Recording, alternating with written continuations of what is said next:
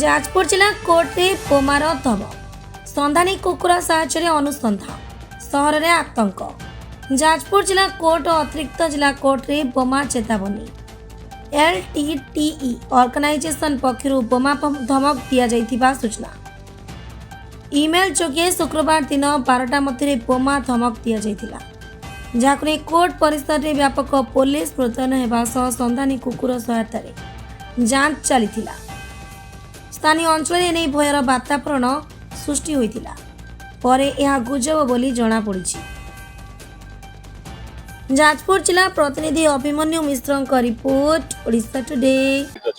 गोटे आसला गोटे मेसेज आसला जे कोर्ट भितर बम प्लांट करा जायछि। एई खबर टी प्रचार हला फल रे जते एटी थिले सब वर्तमान माने आईनजीबी एवं मोहरीर एवं जुडिशियल ऑफिसर ये गोटे माने गोटे आतंक परिवेश आ भितर सृष्टि करछि। सेमाने सब भयभीत अवस्था रे अछंती। ए खबर पाई स्थानीय पुलिस तांकर डॉग स्क्वाड आसिकी वर्तमान खोजाखोजी करूछंती एवं तांकर रिपोर्ट आसला पर जणा पड़िबो जे प्रकृत में बम इम्प्लांट होइछि कि नहीं। एपर्यंत माने किछि जना पड़नी। तदंतकारी संस्था ताको माने बाहर करिवे जे भली भाबरे काहेकि बारंबार आसुछि। कटक रे आसीतिला मध्ये बम आतंक वकील मान को बाहर कर दिया आइतिला कोर्ट प्रेमिसेस रु। एठी मध्ये आज बम आतंक आसीछि।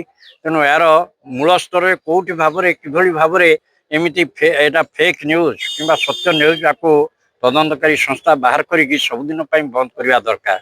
नले वर्तमान लोक आतंकित अवस्था रोचंती।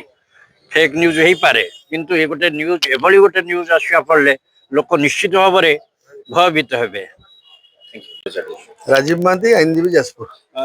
निश्चित भाव में आम प्रथम या पूर्व गत मसरे भाया थर धमकपूर्ण आसाला कटक हाइकोर्ट आम सब टीवी देखुलु आपण जरिए देखुलु।